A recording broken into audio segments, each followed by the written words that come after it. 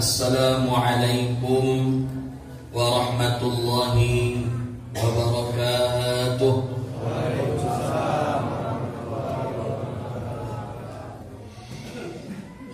Alhamdulillahilladzi nawwara qulubana bitilawatil Qur'an wa zayyana akhlaqana bijahil Qur'an wa hassana a'malana bidhikril Qur'an wa bayyada wujuhana barakatil Qur'an. Ashhadu an la ilaha illallah wa ashhadu anna Muhammadan abduhu wa rasuluh.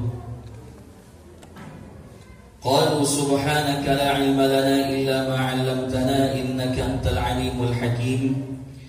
Qala Allah ta'ala fil Qur'anil Karim, a'udzu billahi minasy syaithanir rajim. Bismillahirrahmanirrahim. Wa man a'rada 'an dzikri fa inna lahu ma'isyatan dhanka wa nahsyuruhu yawmal qiyamati a'ma.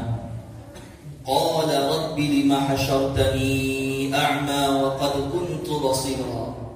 Qala kadzalika atatka ayatuna fanasitaha wa kadzalika al-yawma tunsa. Shadaqallahul azim wa sadaqa rasuluhun nabiyul habibul karim wa nahnu ala dzalika minasy syahidin wasyakirin walhamdulillahi rabbil alamin. Amma ba'du.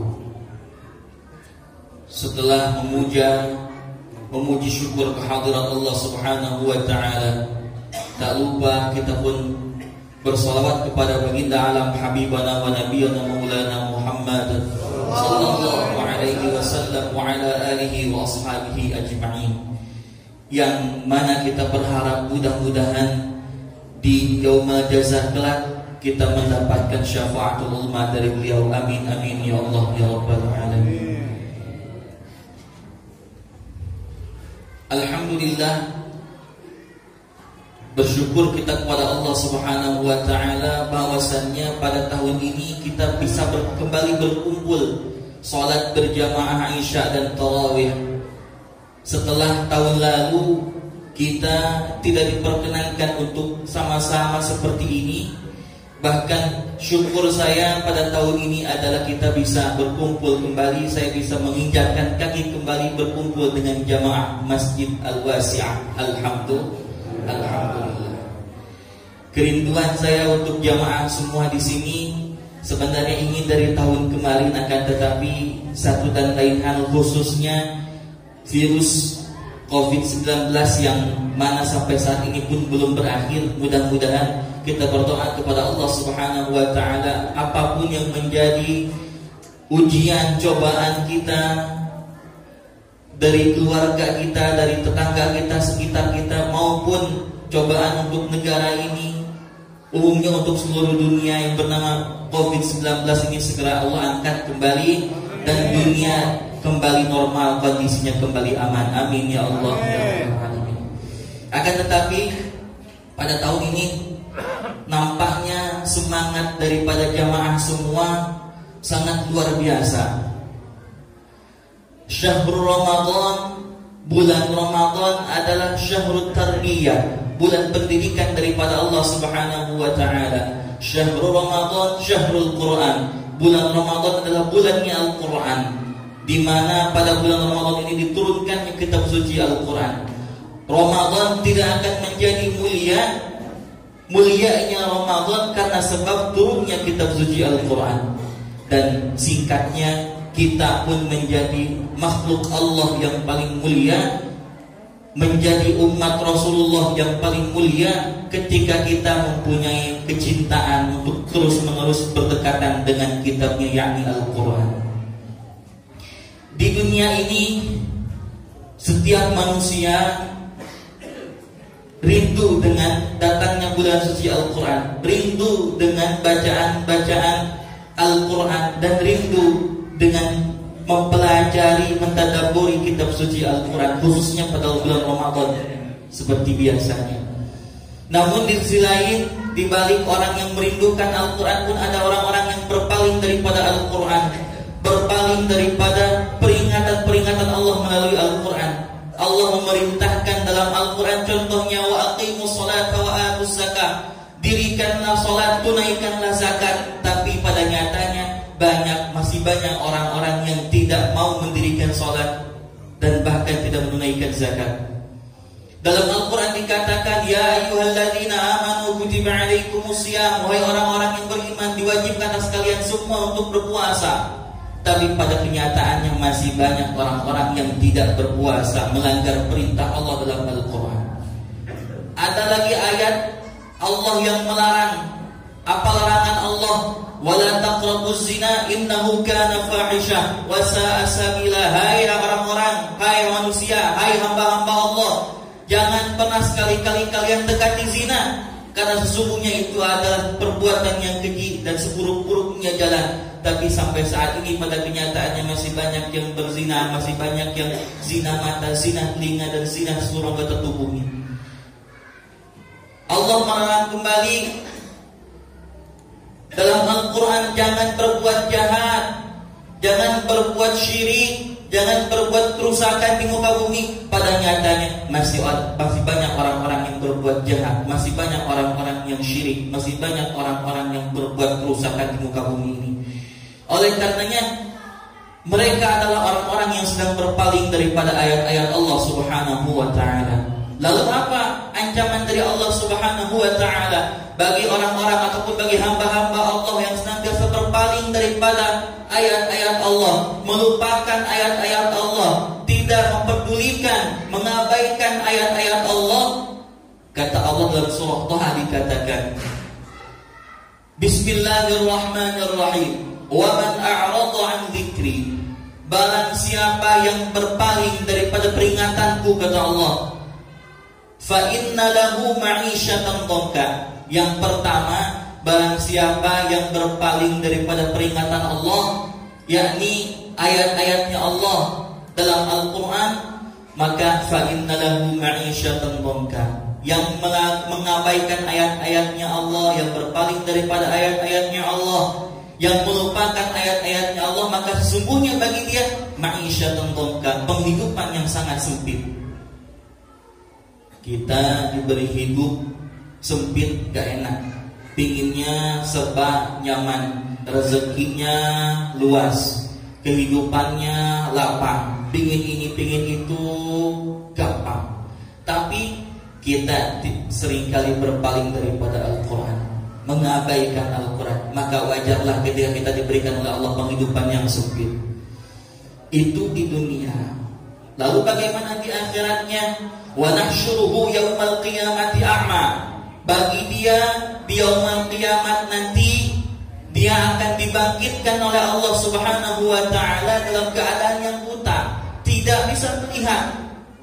Mengapa? Itu tadi, mereka termasuk orang-orang yang mengabaikan ayat-ayatnya Allah, mengabaikan peringatannya Allah. Lalu bagaimana hadirin jamaah tarawih rahimakumullah? Orang ini ketika diberikan penghidupan yang sempit di dunia, dibutakan di yaumul qiyamah, protes orang ini kepada Allah Subhanahu wa ta'ala ketika telah dibangkitkan oleh Allah dalam keadaan yang buta. Apa di ayat berikutnya? Qala rabbi lima hasyartani a'ma wa qad kuntu basira. Ya Allah, ya Tuhanku, mengapa kau kumpulkan kami? Mengapa kau kumpulkan aku dalam keadaan yang buta seperti ini? Wa qad kuntu basira. Padahal sesungguhnya dulu ketika hidup di dunia, aku adalah orang yang bisa melihat keindahan dunia, melihat terang benderangnya alam dunia, melihat segala hal yang bisa dilihat di alam dunia ini. Aku dulu bisa melihat, ya Allah. Mengapa ketika di yaumul qiyamah seperti ini kau kumpulkan aku dalam keadaan yang tidak bisa melihat atau buta? Allah menjawab, qala kadzalika atatka ayatuna fanasitaha wa kadzalika al-yawma tunsa. Dulu ketika di dunia, aku telah datangkan ayat-ayatku untuk menjadi peringatan bagi kalian, menjadi peringatan bagimu. Tapi apa yang terjadi? Fanasitaha.